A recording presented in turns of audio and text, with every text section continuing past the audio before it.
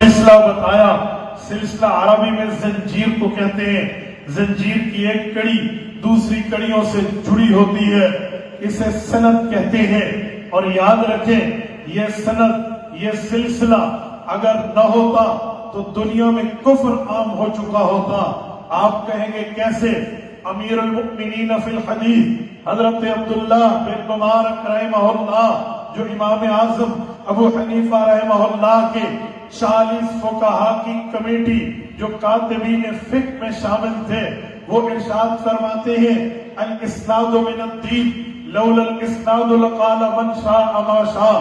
کہ لوگوں اگر یہ ہمارے اساتذہ کا سلسلہ نہ ہوتا, اگر یہ سندات نہ ہوتی, اگر ایک کڑی دوسری کڑی سے جڑی ہوئی نہ ہوتی, لوگ قرآن میں اپنی باتیں داخل کر دیتے, شریعت میں اپنے معاملات داخل کر دیتے, فرمان نبوت کا ٹائٹل ہوتا, باتیں پیٹ کی پیش کی جاتی, الفاظ قرآن کی بات ہوتی, اپنا آپ کی گمراہی کی باتیں پیش کی جاتی. فرمایا امت گمراہی سے بچی ہے, اللہ کا قرآن اللہ کے فرمان کے نام پہ پیش ہوتا ہے, حضور پاک کی حدیث حضور کے فرمان کے نام پہ پیش ہوتی ہے, شریعت کا مسئلہ شریعت کی بنیاد پر پیش ہوتا ہے. فرماتے اس کی وجہ یہی تعارف ہے, اس کی وجہ یہی سند ہے, اس کی وجہ یہی سلسلہ ہے, اس کی وجہ یہی اساتذہ کی پوری چین ہے, جس کی بنیاد پر کوئی بندہ غلط بات کرے تو اس کی چوری پکڑی جاتی ہے, 2 نمبری کرے اس کی کرپشن پکڑی جاتی ہے. وجہ یہ ہے, پوچھا جاتا ہے یہ جو بات کر رہے ہو کس استاد سے پڑھا ہے, کس ماہر سے پڑھا ہے, کس ایکسپرٹ سے سمجھا ہے, کس مفتی محدث و مفسر نے تمہیں بتایا ہے, کس فقیہ کا استدلال ہے, پھر اس کی بیس کیا ہے, بنیاد کیا ہے, ریزن کیا ہے, کس بل بوتے پر تم یہ جملہ پیش کر رہے ہو. فرمایا وہ بل بوتا, وہ بنیاد, وہ بیس, وہ ریزن بتایا جائے تو مسئلہ نکل کے سامنے آتا ہے.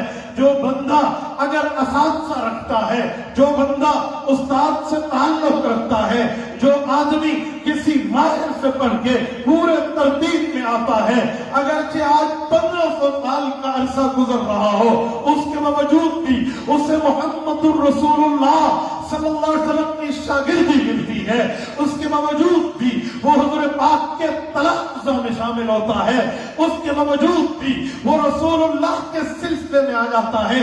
اسی لیے کہتے ہیں نسبت مصطفیٰ تو بڑی چیز ہے, جس کو نسبت نہیں اس کو کچھ بھی نہیں. حضرت بلال رنگ کے اگرچہ سفید نہیں تھے, وہ ایتھوپیا سے چلے تھے, حبشہ سے چلے تھے, وہ حضور کی خدمت میں آئے تھے, اگرچہ قومیت نہیں ملتی تھی, لسانیت نہیں ملتی تھی, ان کی زبان نہیں ملتی تھی, ان کے معاملات نہیں ملتے تھے, لیکن ایک چیز ملی تھی, اس نے زانو تلمس محمد الرسول اللہ کے سامنے بچھائے تھے. یہ شاگرد آقا نامدار کا بنا تھا, اس نے علم حضور سے پڑھا تھا, اس نے دین ڈائریکٹ رسالت مآب سے سمجھا تھا. دنیا نے اس کے رنگ کو نہیں دیکھا, دنیا نے اس کے قوم کو نہیں دیکھا, دنیا اس کے قبیلے کو نہیں جانتی. اور میں علاوہ جن بصیرت کہتا ہوں, میں نے حضرت بلال کو پڑھا ہے. حضرت بلال کے والد کا نام رباح ہے, باپ کا نام حمامہ ہے. اس سے اوپر ہمیں ان کا ڈیٹیل کے ساتھ انٹروڈکشن نہیں ملتا, اس سے آگے ان کا تعارف نہیں ملتا. صرف بلال بلال ہے کہ بلال محمد کے قدموں میں بیٹھا ہے, محمد الرسول اللہ پاک کے پاس پہنچا ہے, اللہ نے اسے یوں چمکایا ہے. روایات میں آتا ہے حضور پاک منامی معراج سے اٹھے تو بلال سے پوچھا, بلال کیا مسئلہ ہے؟ کہ یا رسول اللہ پوچھنے کا مطلب کیا ہے؟ کہ میں جنت میں چلتے ہوئے تیرے قدموں کی آواز سن کے ان 2 شہزادوں نے آپ کو بتایا کہ اگر آپ بھی چاہتے ہو اولاد تمہاری ہو, آپ بھی چاہتے ہو بچہ تمہارا ہو, آپ بھی چاہتے ہو بچی تمہاری ہو, اور اس کی نسبت مصطفیٰ سے جڑ جائے, اس کی نسبت اپنے نبی سے جڑ جائے, اس کا تعلق اپنے پیغمبر سے وابستہ ہو جائے, تو اب تحاوی اسلامک اکیڈمی آپ کی منتظر ہے. آپ اولاد پیش کریں گے, یہ حضور کا شاگرد بنا کر آپ کی گود میں. بنیادی وجہ یہی تھی उस बच्चे के तारुफ कराने की जो मैंने आपकी खिदमत में रखा है। वरना नामों के बताने का मतलब क्या था, अस्माए गिरामी के तज़किरे का मकसद क्या था? वो एक ही मकसद था कि हम अपनी पुष्ट पर सिलसिला नस्ब रखते हैं। याद रखें, जिस तरह अपने शजरा नस्ब के लिए शजरा नस्ब में सिलसिला नस्ब होता है, वैसे इल्मी शजरे के लिए भी इल्मी सिलसिला सनद हुआ करता है, जो इस बच्चे ने अपनी जबान से आपकी खिदमत में रख दिया। मेरे दोस्तों, ये मदरसा है, ये आदम नबी का वारिस है। कल नबी ने मदरसा बनाया था, आज उलमा नबी की नियामत पे मदरसा बना। आप कहेंगे हुजूर ने मदरसा बनाया, जी जी बनाया। मेरे पाक पैगंबर ने स्कूल नहीं बनाया, कॉलेज नहीं बनाया, यूनिवर्सिटीज कायम नहीं की। मैं यूनिवर्सिटी मुझे कॉलेज देता है, मैं उस माइंड सेट का मुखालिफ हूं। इस बुनियाद पे कह रहा हूं, मेरे पाक पैगंबर ने स्कूल कायम नहीं की है, कॉलेज कायम नहीं की है, यूनिवर्सिटीज कायम नहीं की है, इंस्टीट्यूट कायम नहीं की है, ट्यूशन सेंटर कायम नहीं की है। मेरे पाक पैगंबर ने कायम किया, मदरसा कायम किया, मस्जिद कायम की, खानकाह कायम की, और लोगों को खानकाह में बिठा के दिल को साफ कराया और तलबा को दरसगाह में बिठा के इल्म से रोशनास करा।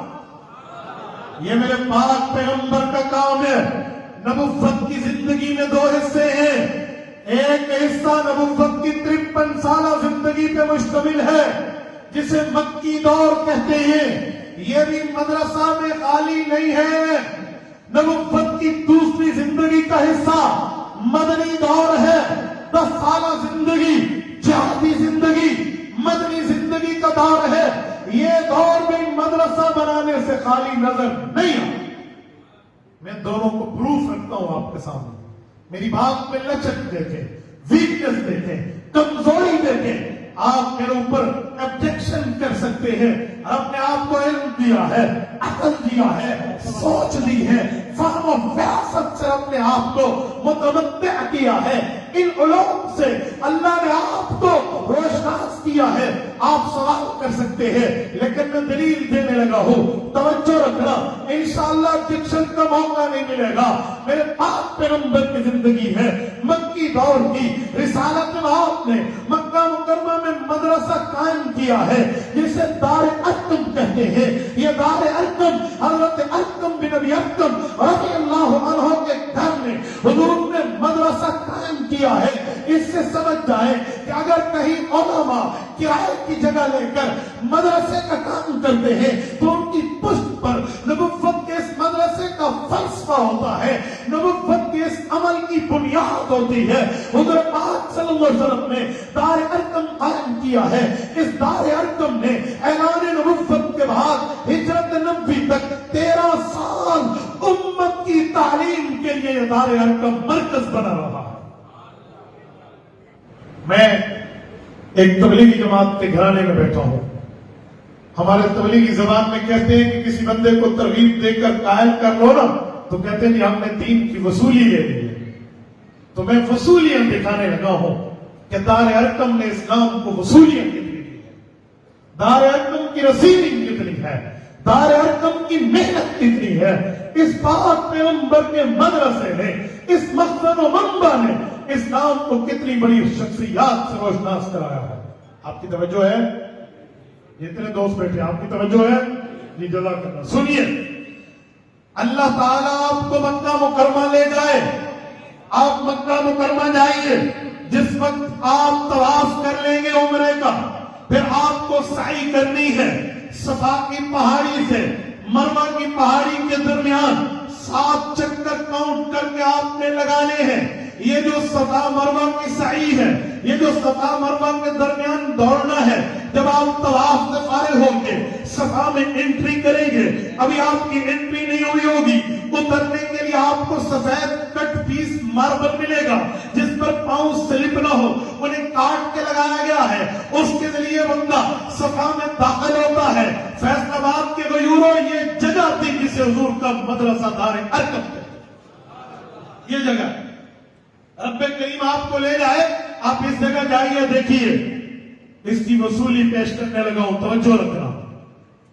इस धरती पर سب سے افضل بندہ انبیاء کے بعد، افضل البشر بعد الانبیاء، انبیاء کا مقام، مرتبہ، درجہ، حیثیت، ویلیوز ایک طرف رکھ لیں، اس کے بعد پوری امت میں جس کے سر پہ سرداری کا تاج ہے، جس کے کندھے پہ سرداری کے تمغے ہیں، حضرت ابو بکر صدیق رضی اللہ عنہ کی اماں حضرت سیدہ ام الخیر سلمہ رضی اللہ عنہ کلمہ پڑھتی ہے تو مدرسہ دار ارقم اس کی جگہ بنتی ہے۔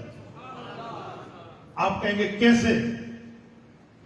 جن جن دوستوں نے سفر کیا ہے نا مکہ مدینہ کا، ذرا ہاتھ کھڑا کر، میں لوکیشن سمجھانے لگا ہوں۔ ماشاء اللہ اتنا بڑا مجمع، جزاک اللہ۔ اب دیکھیے ذرا میرے ساتھ آئی کنٹیکٹ رکھیے، میں جگہ سمجھانے لگا ہوں۔ آپ جس وقت باب الفہد سے انٹری کرتے ہیں، یوں نہ سمجھیں تو یوں سمجھیں، شرکہ مکہ پرانا کلاک ٹاور، ایک ہے نیا کلاک ٹاور، ایک دوسرا ہے مکہ ٹاور جسے کہتے ہیں شرکہ مکہ۔ یہاں سے آپ انٹری کر کے اندر جائیے، جب مطاف میں آپ پہنچتے ہیں یہاں سے اس وقت ماربل لائنز پہ بنے ہوئے ہیں، کوئی تکلیف نہیں ہے بھائی، آسانی سے بندہ پہنچ سکتا ہے، پھر بھی کچھ 4-5 منٹ 3 منٹ تو لگ ہی جاتے ہیں وہاں تک پہنچنے میں۔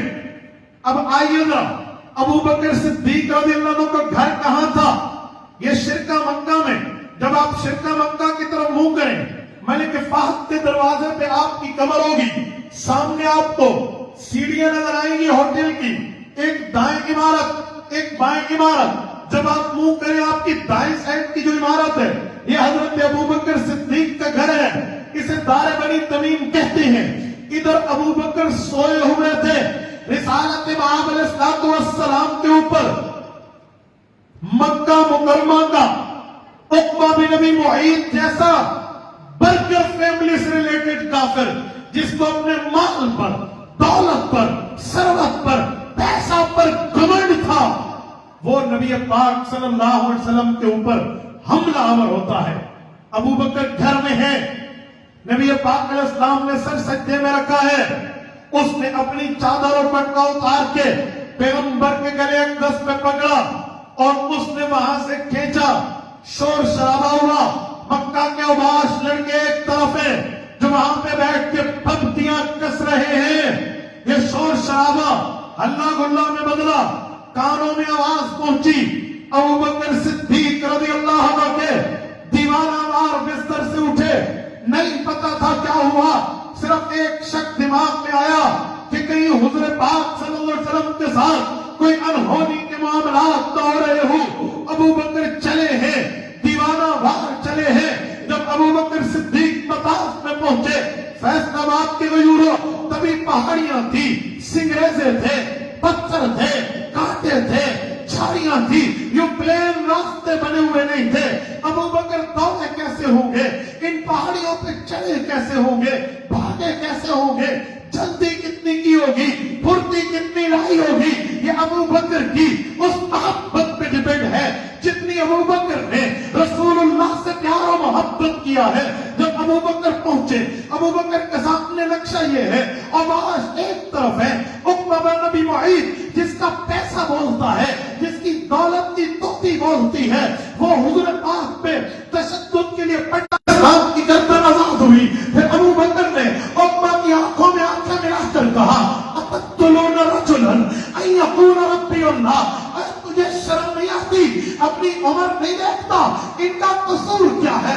تو اس سے زمین نہیں پھینکی، تیرے پیسے پہ نظر نہیں رکھی، تیرے خاندان پہ نظر نہیں رکھی، تو اس سے پرسنلی اٹیک کے معاملات نہیں ہے، ذاتی اعتراضات کی بات نہیں ہے، اس کے باوجود بھی تو ظلم کرتا ہے، تشدد کرتا ہے، برے رویے سے پیش آتا ہے، صرف ہے تو اس پر لڑنے آیا ہے۔ ابو بکر بولتے جا رہے تھے اور اس کے ہاتھ سے حضور کو آزاد کرایا۔ اس نے دائیں دیکھا، بائیں دیکھا کہ آج تک کسی کو جرأت نہ ہوئی جو میرے سامنے دم مانگے، یہ کون ہے؟ تو اسے بتایا گیا عثمان بن عامر ابو قحافہ کا بیٹا ہے، اس کا نام ابو بکر ہے، یہ ہے۔ اس نے یوں دیکھا، حیا نہ کیا، بنو تمیم کا فرد ہے، بنو تمیم مکہ کے جگیز قوم کو کہتے تھے جو لوگوں کے اختلافی فیصلے کیا کرتے تھے. ابو بکر بھی مالدار تھے, 6 ریشم کی دکانوں کے مالک تھے. اس نے نہیں دیکھا, ابو بکر پہ پڑ گیا, ان ظالموں کو کہا اس پر پڑھو, وہ سارے آواز پڑھے, اتنا مارا بے ہوشی کے عالم میں گھر لایا گیا. ماں نے ابو بکر کے سرانے ٹھہر کے ان کی چابی کی, ان کی تیمارداری کی, ابو بکر کی آنکھ کھلی. ماں نے ہاتھ میں گلاس لیا ہوا ہے, اس زمانے کا ایک دودھ سے بھرا ہوا پیالہ لیا ہوا ہے. ابو بکر کی آنکھ کھلی کہ بیٹا عقل مند ہو, پڑھے لکھے ہو, آپ کو ہر چیز کی آزادی ہے, کیوں تکلیف میں خود کو ڈالا ہے, یہ دودھ پی لے, اپنی حالت دیکھی ہے. ابو بکر کا ایک کلام ہے, اماں بتائیں محمد الرسول اللہ کیسے ہے.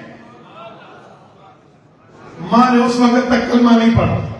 یہ ماں کے دل میں پہلی ایمانی چوٹ لگی کہ میرا بیٹا پڑھا لکھا ہے, عقل مند ہے, ہمارے قوم کا چشم و چراغ ہے, لوگ اس کے پاس فیصلہ کرانے آتے ہیں, اس پر کوئی جن کا اثر نہیں ہے, کوئی اور معاملہ نہیں ہے, اس کے کوئی مالی مفادات اس شخص کے ساتھ وابستہ نہیں ہے, اتنا پیار کر رہا ہے. لیکن ماں نے اس ایمانی چوٹ کو چھپایا کہ بیٹا مجھے نہیں پتا وہ کیسے ہے, تو دودھ پی. کہا میں دودھ نہیں پیوں گا, معلوم کریں حضور کیسے ہے. کہ بیٹا گویا میں اپنے لیے سمجھانے کے لیے کہنے لگا ہوں کہ یوں سوچا گیا ہو شاید کہ جس کی یاری پر تیری یہ حالت بنی ہے, پھر اس کا نام لے رہا. لیکن ابو بکر وہی ہے جو کہتے ہیں محمد الرسول اللہ کیسے ہے صلی اللہ علیہ وسلم. تو ماں نے کہا مجھے نہیں پتا. کہا میں پھر دودھ کی قسم کھا رہا ہوں, جب تک زیارت نہیں کر لوں گا دودھ نہیں. اما آپ دودھ پلانا چاہتی ہے نا, میرے لیے بندوبست کرے, معلومات اکٹھی کرے. کہا جی ٹھیک ہے, میں پوچھتی ہوں. کہاں جاؤں, کہاں پوچھوں؟ کہا ان کے گھر جا. گھر گئے, نہیں ہے گھر میں. کمی زید بن ارقم کے گھر میں جائے, ان کی والدہ سے پوچھے. ان کی والدہ مسلمان تھی, صحابیہ تھی. ابو بکر کی ماں وہاں گئی, کہ جی میرا بیٹا پوچھ رہا ہے حضور کہاں. ان کو دل میں خدشہ ہوا کہ یہ مسلمان عورت تو نہیں ہے, یہ کہیں راز فاش نہ کر دے. ان نے کوئی ایسی بات کی جس سے مقصد حل نہ ہوا. واپس آئے تو بیٹا وہ خاتون بھی نہیں بتاتی. تو ابو بکر سمجھ گئے, کامی اب آپ اور میں اکٹھے چلتے ہیں. ماں کو کیوں لے گئے, کیوں لے گئے؟ ابو بکر کو سہارے کی ضرورت تھی, اتنی تکلیف میں تھی. ماں کے کندھے پہ سہارا, کہا ماں لے جائیں. لے گئے. جب وہاں پہنچے تو ان کی والدہ سے, اس زمانے میں کوئی پردے کے احکام نہیں ہوتے, ابتدائی شریعت ہے. کہ زید کی امی حضور کہاں؟ اس نے آنکھوں میں کہا تیرے ساتھ تو تیری والدہ ہے, اس نے تو کلمہ نہیں پڑھا, میں حضور کا راز کیسے بتا دوں. ابو بکر صدیق بھی ماں کے چہرے کو, جسے کہتے ہیں نا فیس ریڈنگ, چہرہ پڑھ چکے تھے. کہ بتا دیں. کچھ نہیں. انہوں نے بتایا وہاں جگہ ہے.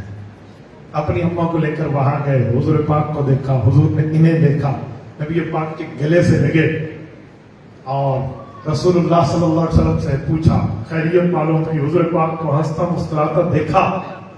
ابو بکر صدیق نے ماں کو دیکھا تو ماں نے کہا بیٹا تیری شرط پوری, اب دودھ پی لے. کہا ماں حضور کی زیارت کے بعد تو اب کوئی غم نہیں رہا. وہ دودھ حضور کو پیش ہوا, نبوت نے پیا, ابو بکر نے پیا, سب نے پیا, ابو بکر کی اماں نے پی. اس موقع پر ماں کے دل پہ پھر برداشت سے باہر ہو گیا. کہ بیٹا میں نے دیکھ لیا تیرا اس کے ساتھ کوئی ذاتی معاملہ نہیں ہے, اگر واقعی ایسا ہی معاملہ ہے تو میں سمجھ گئی, پھر اپنے نبی سے کہہ کر مجھے بھی کرنا پڑا. وہیں آ جائیں جہاں سے میں نے بات شروع کی تھی. یہ ہے دار ارقم حضور کا مدرسہ. میں نے کہا نا مدرسے کی وصولیاں بتاؤں گا. ابو بکر کی اماں سلمہ ام الخیر, یہ اس مدرسہ دار ارقم کی وصولی ہے. میرے دوستو اس پر بس نہیں ہے. دار ارقم وہ جگہ ہے جہاں پورے کفار نے مشورہ کیا تھا دار الندوہ میں بیٹھ کے کہ پیغمبر کریم کا کام تمام کریں گے. پھر سب نے اپنی بزدلی کا اقرار کیا, عمر کی بہادری کا اقرار کیا, پھر عمر کو بھیجا. عمر گئے, پہلے عمر کا ارادہ تھا تلوار سے کام تمام کروں گا. راستے میں ایک شخص ملے, انہوں نے کہا بہن بیوی کے گھر تو جا, وہ بھی تو مسلمان ہو چکے. حضرت عمر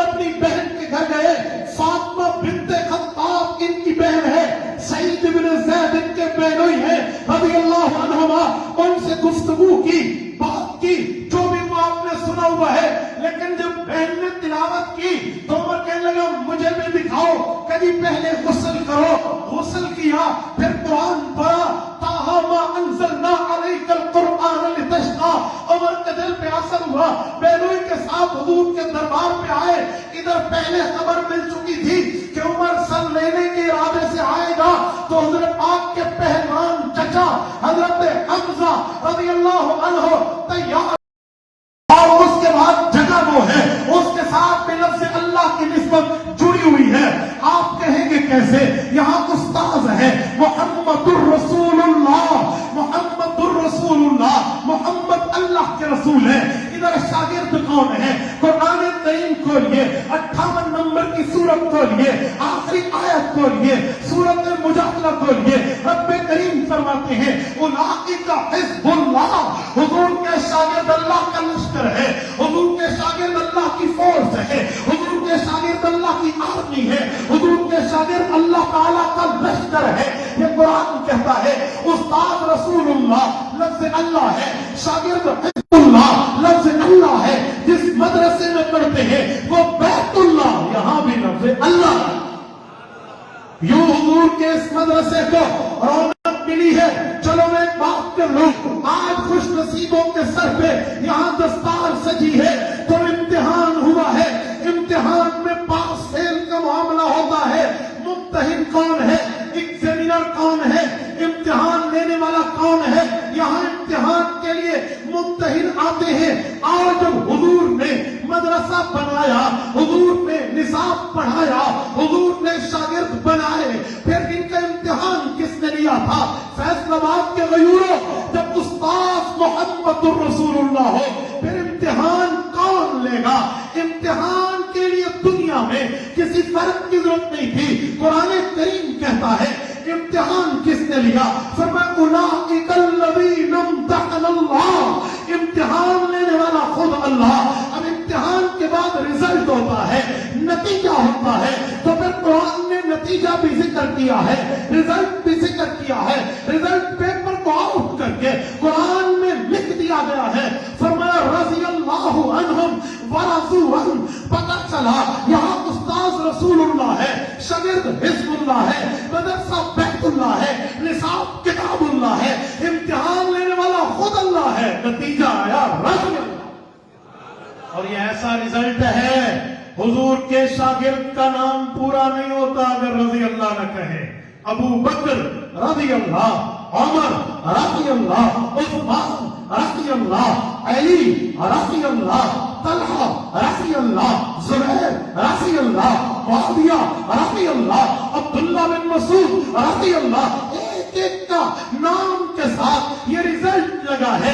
آج آپ کہتے ہیں یہ شخص فاضل مدرسہ عربیہ ریونڈ ہے، یہ فاضل دارالعلوم ہے، یہ فاضل فلاں ہے۔ خدا پاک نے حضور کے شاگردوں کو بھی فاضل ہونا بتایا، فرمایا رضی اللہ، یہ اللہ کے عرش سے فاضل ہے، رب ان سے راضی ہے۔ اللہ کی رضامندی پیغمبر کا بچپن رات میں گزرا ہے، ان جگہوں کو چھوڑنا بڑا مشکل ہوتا ہے، لیکن سب کچھ چھوڑ کے رکھ دیا۔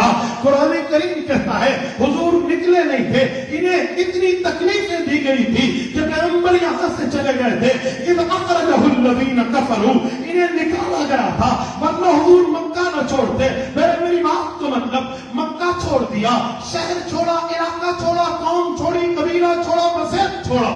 شاگرد بیٹھے ہیں، میں نے ادھر بھی دو وصولیوں کی بات کی تھی، میں ادھر کی باتوں میں بھی آپ کی خدمت میں اس وصولی کی بات کر رہا ہوں جس وصولی کو رب نے بڑا رتبہ دیا ہے۔ آپ جائیے حدیث پاک کھولیے، کوئی کتاب مرضی آپ کی، کوئی صفحہ مرضی آپ کی، کوئی باب مرضی آپ کی، شاید کوئی صفحہ خالی ہو جہاں یہ لفظ نہ ہو کہ ابو ہریرہ کہتے ہیں حضور نے یوں فرمایا، ابو ہریرہ بتاتے ہیں حضور نے یوں فرمایا، ان ابی ہریرہ ان رسول اللہ صلی اللہ علیہ وسلم قال ابو ہریرہ قال رسول اللہ صلی اللہ علیہ وسلم، کوئی ایسی جگہ خالی نہیں ہے جہاں ابو ہریرہ موجود ہو۔ یہ ابو ہریرہ حضور کے مکی مدرسے کی وصولی نہیں ہے، یہ مدنی مدرسے کی وصولی ہے۔ حضور کی خدمت میں آئے امت کو حضور کی تعلیمات سے روشناس کرا۔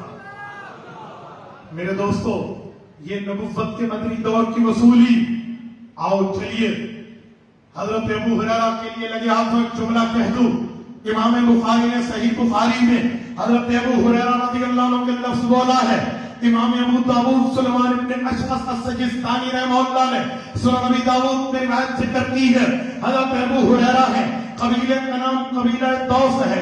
ایک مرتبہ ابو ہریرہ حضور سے دور بیٹھے تھے، صحابہ کا مجمع لگا ہوا تھا. حضور پاک کی چاہت تھی ابو ہریرہ کو قریب بلاؤں، تو پیغمبر نے فرمایا من احسن فتاة الدوسیہ. امام ابو داؤد کی سنن میں روایت موجود ہے. اور تم میں سے کس نے ابو ہریرہ نام نہیں لیا؟ فرمایا دوسی جوان کو دیکھا ہے؟ ابو ہریرہ تک آواز نہ آئی. حضور نے دوسری مرتبہ فرمایا، آواز نہ آئی. جب تیسری مرتبہ فرمایا، ابو ہریرہ کے کانوں میں آواز گئی لبیک و سعدیک یا رسول اللہ کہہ کر حضور کے قدموں میں آئے. پھر جب اپنے مجمع حدیث میں بیٹھتے تھے، اپنے شاگردوں کو دین پڑھاتے تھے، حضور کے میسج و پیغامات سے روشناس کراتے تھے، تو ابو ہریرہ کہتے تھے میں وہ ہوں ثلاثاً قال رسول اللہ.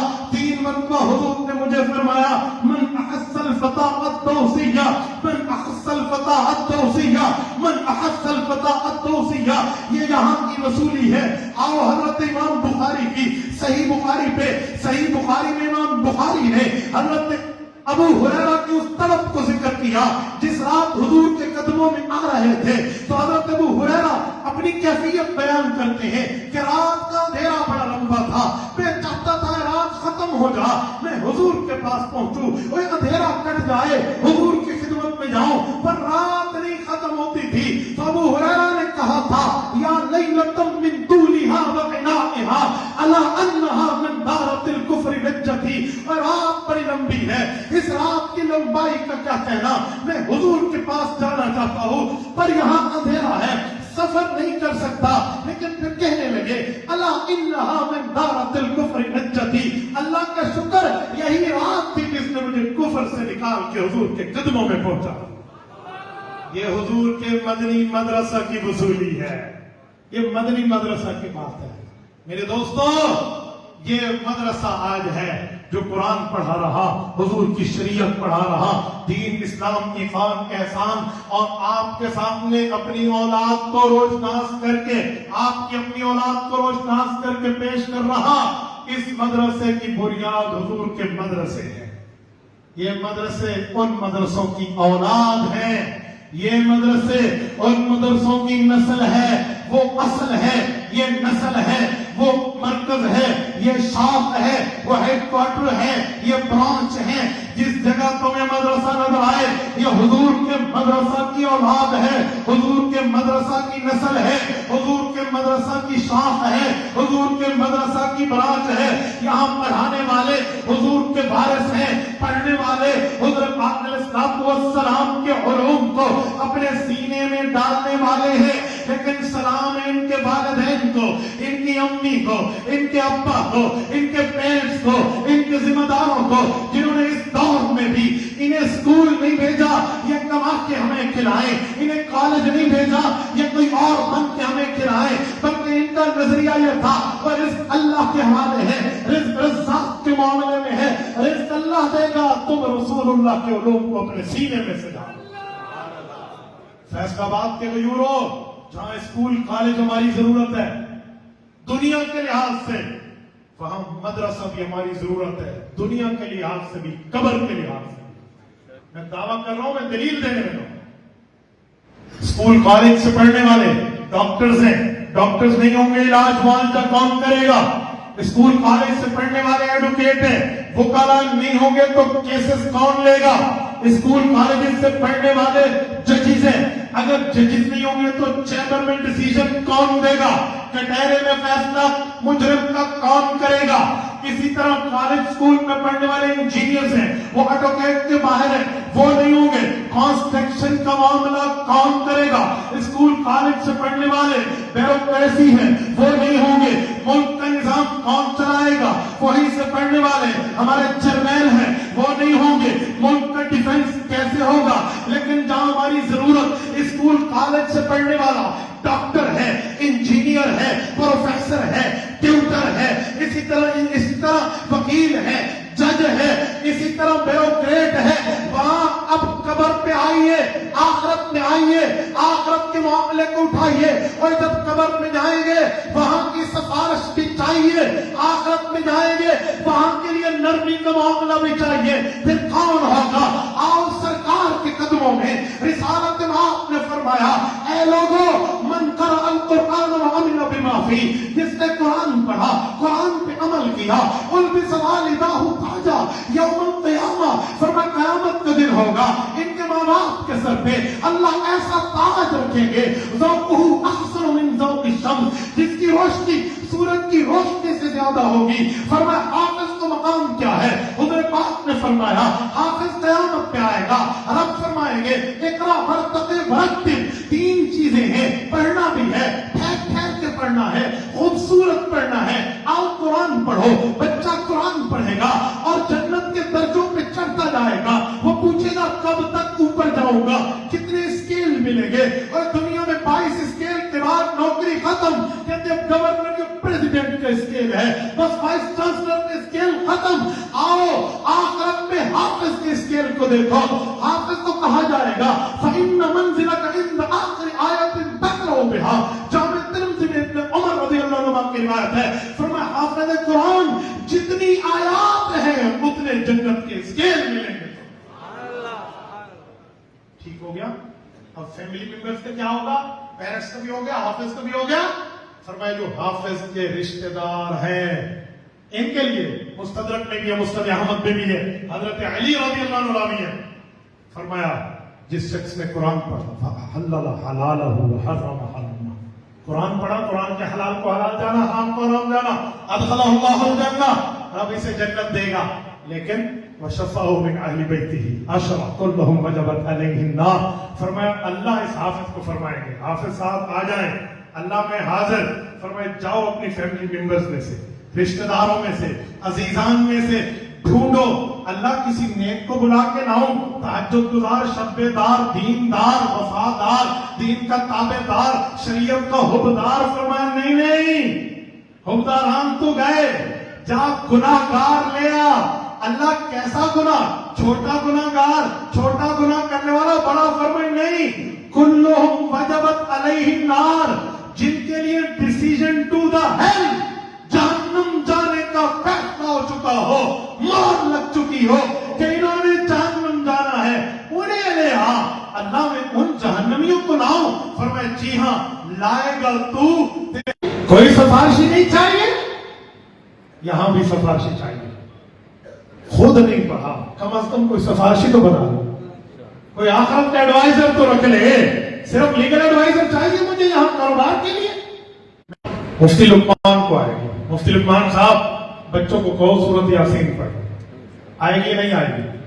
میں بڑی معذرت کے ساتھ کہتا ہوں، اب ذرا کہیں نا پرنسپل صاحب کو، وائس چانسلر صاحب کو، کسی ڈین کو کال کریں کہ جی میتھمیٹکس کی تلاوت شروع کر دو، فزکس، کیمسٹری، بیالوجی یہ پڑھنا شروع کر دیں، فادر آف کیمسٹری جابر بن حیان کے فارمولاز پڑھو، کہو فادر آف دا میڈیکل گولی سینا کے جو ہے نا ایکسپیرینس کو تلاوت کرو تاکہ میری اماں قبر میں بخشی جائے، میرا ابا بخشا جائے۔ نہیں، کیا کہیں گے؟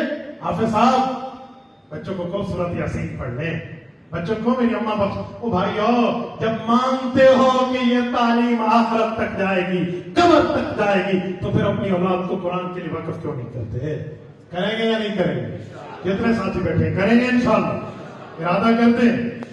ہمارے جماعت والے کہتے ہیں ارادہ کرتے ہیں پھر شیطان کی کمر ٹوٹتی ہے، توڑنی چاہیے نہیں توڑنی چاہیے؟ ارادہ کرتے ہیں، اپنے بچوں کو بھی اور بچیوں کو بھی بھیجیں گے، یہ پیغام آگے پہنچائیں گے، اپنی اولاد کو تیار کریں گے۔ جزاکم اللہ۔ میں آخر میں ایک بات کر کے بات ختم کرنے لگا ہوں۔ اس وقت بڑی نازک صورتحال میں ہم بیٹھے ہیں، آپ کو میری کمر کے پیچھے یہاں 2 پرچم نظر آئیں گے، یہ 2 پرچم کسی جماعت کے نہیں ہیں، یہ 2 پرچم فلسطین کے پرچم ہیں۔ اور فلسطین کیا ہے؟ فلسطین ارض الانبیاء ہے، انبیاء کی جگہ ہے، انبیاء کا مقام ہے، جہاں آج بھی 70,000 انبیاء کی قبور مطہرہ موجود ہے۔ یہ وہ مسجد اقصیٰ ہے، ہاں وہ یہی مسجد اقصیٰ ہے جس مسجد اقصیٰ کو حضرت سلیمان علیہ السلام نے تعمیر کرایا تھا، یہ تعمیر ثانی تھی۔ یہ یہی مسجد اقصیٰ ہے جسے حضرت آدم علیہ السلام نے کعبے کے 40 سال بعد تعمیر کیا تھا، ہاں یہی مسجد اقصیٰ ہے जहां मूसा अलैहिस्सलाम की कब्र है, हाँ यही मस्जिद अक्सा है। जहां बैतुल लहम है, हजरत ईसा की पैदाइश है, हाँ यही मस्जिद अक्सा है। जिस जगह हजरत मरियम को अल्लाह ताला बिन मौसमी फल दिया करते थे, उनसे खालू पूछते अन्ना की हाजा, और कहां से आए? कमरा तो बंद था, बाहर से ताला लगा हुआ था। वो कहती थी कालत ही हुआ मिन इंदिल्लाह, ये रब ने मुझे बड़ा रास्त अता किए हैं। हाँ ये वही जगह थी अय्युम यकफुल मरियम का, जहां कलम का जहां मुकाबला हुआ था। हाँ यही मस्जिद अक्सा है जहां हुजूर गए थे इमामत अंबिया के लिए। हाँ यही मस्जिद अक्सा है जिस जगह नमाज पढ़ी गई थी अंबिया की इमामत की, जहां इमाम भी नबी हो, मुक्तदी भी नबी हो। फैसलाबाद के गयूरों, इस धरती पे और कोई जगह नहीं है जहां इससे अफजल नमाज पढ़ी गई हो। इससे अफजल नमाज का सवाब अगरचे बैतुल्लाह में है, लेकिन उसके बावजूद भी जो अफजल नमाज पढ़ी गई वो बैतुल मुकद्दस में पढ़ी गई थी। इमाम भी नबी है, मुक्तदी भी नबी है, यहाँ और कोई नहीं है। ये मस्जिद अक्सा की जगह थी जहाँ तमाम अंबिया को हुजूर पाक ने खिताब किया था। हाँ यही मस्जिद अक्सा थी जहाँ रसूलुल्लाह के सर अक़दस पे इमामत अंबिया का ताज सजा था। मेरे दोस्तों, ये मस्जिद अक्सा वो है जिसको कुरान कहता है अल्लज़ी बारकना हौला, इसके इर्द गिर्द हमने बरकतें रखी है। जिस जगह की बरकत का जिक्र अल्लाह का कुरान करे, अल्लाह के कुरान की वही बताए, उस जगह के बरकत होने में किसी को शक नहीं हो सकता। लेकिन आज उस जगह पे जो अहले इस्लाम की मिल्कियत है, वो जगह जो यहूद और नसारा ने अपने हाथों से उमर फारूक को दिए थे, बगैर जंग के दिए, बगैर नेशे के दिए, बगैर तलवार के दिए, बगैर लड़ाई के दिए थे, और कहा था जी हमारी किताबें तौरात बताती हैं, हमारी किताबों में इंजील बताती है, जो आखिरी नबी का खलीफा आएगा, खत्ताब का बेटा उमर होगा, कपड़ों पे 17 पेवत लगे होंगे, वो उस वक्त मुहार ऊंटनी की पकड़ के पैदल चलेगा। वो एक तौरात वालों, वो एक इंजील वालों, उससे लड़ना नहीं, वो अल्लाह का नुमाइंदा इस धरती पे खिलाफत वाला होगा, बगैर जंग के, विदाउट फाइटिंग, अपने पूरे मस्जिद अक्सा की चाबियां उसके हवाले कर देना। ये वो जगह है जो इन लोगों को उस वक्त से मिली है। इस पर काफिर का हक नहीं है, बनी इसराइल का हक नहीं है, इसराइल का हक नहीं है, यहूद और नसारा का हक नहीं है, ये आले इस्लाम का हक है। ये किबला अव्वल हमारी जगह है। आज उस जगह की डिफेंस के लिए फलस्तीनियों ने अपने बच्चे पेश किए हैं, बच्चियां पेश की है, अपना खून पेश किया है, औलाद पेश की है, अज़वाज पेश की है, इज्जत और नमूस पेश किया है, सिर्फ इसके लिए कि वो पूरी दुनिया के 2 अरब मुसलमानों की अमानत की हिफाजत कर सके, पूरे मुसलमानों की अमानत का तहफ़्फ़ुज़ कर सके। उन्होंने ये काम अपने लिए नहीं किया। ये इलाकाई भड्डा नहीं है, इलाकाई रोला नहीं है, इलाकाई फसाद नहीं है, एरिया-वाइज मसला नहीं है, ये मिल्लत इस्लामिया का मसला है, अहले इस्लाम का मसला है, मिन हैसुल कौम मुसलमान का मसला है। वो हमारी जंग लड़ रहे हैं। अब हक तो था कि मुसलमान हुक्मरान गैरत करते, हमीयत रखते, अपनी सरहदात को खोल के अपनी इस्लामी फौजें उसके तहफ़्फ़ुज़ के लिए उतारते, पर इन्होंने बेगैरती की चादर तानी हुई है। इन्हें परवाह तक नहीं है, इन्हें अपने मामलात अजीज है। अब आप और हम वहां जा नहीं सकते, हमारे लिए सरहदात की पाबंदी है, वीजास की पाबंदी है। वीजा लेकर भी जाएं तो हम विदाउट वेपन जाएंगे, एक सुई भी लेकर नहीं जा सकते। तो फिर हमारे लिए 3 जिम्मेदारियां बनती हैं। नंबर 1, हम media, social media, print media, electronic media के जरिए अपनी आवाज बुलंद करें इन हुक्मरानों तक जिन्होंने अपने पास फौजें रखी है, एटम बम रखे हैं, बाकी राफ्टर रखे हैं, इन तक आवाज पहुंचाएं ताकि इन्हें भी गैरत हो, ये वहां जाएं। दूसरा काम ये है कि और नहीं जा सकते तो एक जिहाद में शामिल हो जाइए कि मैं मर जाऊंगा, इसराइली मसनूआत नहीं खरीदूंगा, चाहे वो सीरियक में है, मेरे बच्चे को डॉक्टर लिख देगा, मैं फिर भी नहीं खरीदूंगा। आज डॉक्टर्स भी ये इसराइली चीजें लिख के दे रहे हैं। मैंने अपने हाथ डॉक्टर से भी कहा है कि शर्म करनी चाहिए, इसका इंटरनेट मौजूद है, मुतबादिल मौजूद है, लेकिन तुम लोगों ने फिर भी इसराइली चीजें लिख ली है और तुमने उनसे कमीशन तय की है, और लानत है इस कमीशन पे, और लानत है इस पैसे पे जो फलस्तीनियों के खून پہ مجھے ملے. مجھے علامہ اقبال کا شعر دیکھنا چاہیے. اے طائر لاہوتی اس رزق سے موت اچھی جس رزق سے آتی ہو پرواز پہ کوتا. دوسرا کام اور تیسرا کام, جہاں دعا کے لیے ہاتھ اٹھے تو ان کے لیے بھی اٹھے. تو یہ 3 کام ہمیں کرنے چاہیے. کریں گے؟ کتنے بیٹھے کریں گے؟ میں جملہ کہتا ہوں سنو. پہلے میں کہتا تھا وہ ہمارا فرض کفایہ ادا کر رہے ہیں. اب فرض کفایہ کی بات نہیں ہے, اب فرض عین کی بات. اس وقت تمام مسالک بریلوی دیوبندی اہل حدیث نے مل کر مشترکہ طور پہ جہاد کی فرضیت عینیہ کا اعلان کیا ہے. لوگ کہتے ہیں نا مولوی اکٹھے نہیں ہوتے, مولوی اکٹھے نہیں ہوتے. آؤ قائد ملت اسلامیہ امام انقلاب حضرت مولانا فضل الرحمان حافظ الرحمان کی سرپرستی میں تمام مسالک اکٹھے ہیں. انہوں نے کنونشن سینٹر فیصل آباد میں تینوں مسالک کے تینوں ریپرزینٹ کرنے والے اکابر چوٹی کے بڑوں نے جہاد کے فتوے کی بات کی ہے, ایک ہونے کی بات کی ہے. تو اس پر اصل تو اسلامک فوجوں کو جانا چاہیے, لیکن ہم جا نہیں سکتے. یا تو یہ سرحدات کھولتے اور پھر ہمارا یہاں بیٹھنا بھی حرام ہو جاتا. لیکن یہاں پر مسلمانوں کے اتفاق سے فتویٰ آیا. 84 سال کے بوڑھے شیخ الاسلام مفتی تقی عثمانی نے ہاتھ میں لاٹھی پکڑ کے فتویٰ دیا تو یہودیت کے ایجنٹ بولنے لگے.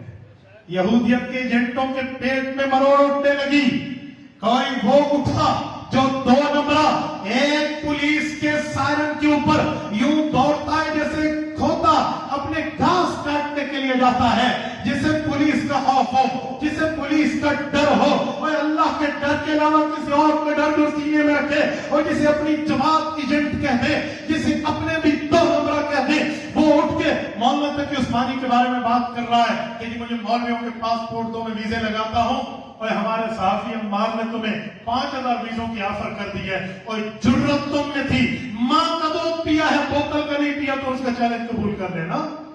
لیکن شرم اور حیا نہیں ہے. وہ ایک اور اٹھا ہمارے خیبر پختونخوا کا نام کا شیر کام کا گیدڑ, 2 نمبر کرپشن کے نام پہ جلیس سے نکلنے والا مرمت, وہ کہتا ہے مفتی صاحب کا نام بگاڑ کے, اور یہ مفتی صاحب BMW پہ بیٹھتا ہے, اور اس BMW کو عزت ملی ہے مفتی تقی عثمانی کے پاؤں. بات کرتے ہو رشیا والوں نے سونے کے ساتھ تولا شیخ الاسلام. مسلمانوں کا اس وقت دھرتی کا اعلیٰ ترین شخص ہے, اس پر یہ جملہ, اور ہمارے خون سے اس کا پسینہ افضل, دنیا میں لاکھوں علماء اس کے شاگرد, اس پر ایسا جملہ. اس کی ایک ہی وجہ ہے, صرف ایک ہی وجہ ہے کہ ان کے دل میں علماء کا بغض ہے. انشاءاللہ تعالی اس بغض میں مزید اضافہ تو بڑھایا جائے گا اگر تم نے شرم اور حیا سے توبہ کی. ایسا مسئلہ نہیں ہے. اور پھر مولوی کے پاس کہاں سے آ گئی, اوے تم کیا مولوی کو کیا سمجھتے ہو کہ عالم ہے کیا؟ مولوی کی تو طاقت ہے. میں کہتا ہوں مولوی کے پیچھے چلنا سیکھو. جو مولوی کے آگے آتا ہے وہ چارپائی پہ لیٹا ہوتا ہے, 4 تکبیر اللہ اکبر ہوتا ہے, آگے بڑھنے کی کوشش نہ کرنا. سنو, اور کہتے ہیں مولوی تقی عثمانی نے فتویٰ دیا تو خود جائے, اور میں نے کہا جج ڈیسیژن دیتا ہے ہینگنگ ٹو دا ڈلڈر. میں آئین اور قانون کا طالب علم ہوں, میں LLB کو جانتا ہوں, MML کو جانتا ہوں, میں پوری قانون دانی کے معاملات سے گزر چکا ہوں اپنے BA کے بعد. ہینگنگ ٹو دا ڈلڈر ڈیسیژن جب جج دیتا ہے, قلم موڑ دیتا ہے کہ اس قلم سے کسی کی پھانسی لکھی, پھانسی دینے وہ تو نہیں جاتا, پھانسی دینے وہ جاتا ہے, پھانسی تو وہی دیتے ہیں جو اس کے نیچے فورس ہوتی ہے. تو جج اس کو بھی جا کے کہہ دے گا, وکیل تو بنے پھرتے ہو کہ جج فیصلہ دیتا ہے تو خود جا, وہاں تو نہیں جاتا. وزیر اعظم آپریشن کا فیصلہ کر رہا ہے, وہ ذرا بیٹھے ہیں, وہ تو ڈیسیژن لیں گے, جائیں گے تو کوئی اور. یہاں تمہیں موت پڑتی ہے تو کہنا حکمران کو تو بھی جا, کہتے یہ نہیں, اس کا کام جانا نہیں ہے, اس کا کام تو بتانا ہے, اس کا کام تو نگرانی ہے. تو شرم نہیں آتی؟ علماء جو فتویٰ دے دیں, انہیں کہا پہلے تم خود جاؤ. مولوی تو کئی کام کرتے ہیں, ادھر بھی مولوی خود جائیں. علماء کے ذمہ فتویٰ دینا ہے, لکھ دینا ہے. اور اگر جانے کی بات ہے تو چلو ٹھیک ہے, میں خیبر پختونخوا سے ہوں, شیر افضل مروت بھی خیبر پختونخوا سے ہے, جرت کرے میرا ویزا لگوائے, میں علماء کے ساتھ جانے کے انتظار. نہ خنجر اٹھے گا نہ تلوار تم سے, یہ بازو ہمارے آزمائے ہوئے. حکومت تمہاری ہے میرے پروونس میں, جرت کرو, لگواؤ نظام جانے کے انتظار. تم جیسے 2 نمبروں کے پیٹ میں مروڑ اٹھتی ہے علماء کے خلاف, اسی لیے یہودیت کے ایجنٹ کہا گیا. کہ اصل مسئلہ یہ ہے جب ان کے ابے کے دم پہ پاؤں آیا تو یہ چیخ پڑے، نہ تمہارا نام لیا، نہ تمہیں مخاطب کیا، نہ تم سے بات کی، نہ لینا نہ دینا تمہارا، تم علماء کے خلاف بک بک کرتے ہو۔ لیکن شکریہ ادا کرتا ہوں مفتی منیب الرحمان صاحب کا، مفتی تقی عثمانی صاحب کا، مولانا فضل الرحمان صاحب کا، کہ آپ کے اس ایک فتوے سے کئی یہودیت کے ایجنٹوں کے چہرے ہمارے سامنے آ گئے۔ میں آپ کو کہتا ہوں مسلمانوں، کل ووٹ کی پرچی میں تم نے ڈبے میں جانا ہے، ذرا اس بات کو بھی سامنے رکھنا کہ جو فلسطین کے بچوں کے خون کے اوپر تمہارے ساتھ باتیں کر رہا، لعنت دے گی ایسے کرداروں پر۔ تو بہرحال میں نے فلسطین کے لیے جو بات کی ہے، اللہ ہم سب کو عمل کی توفیق عطا فرمائے۔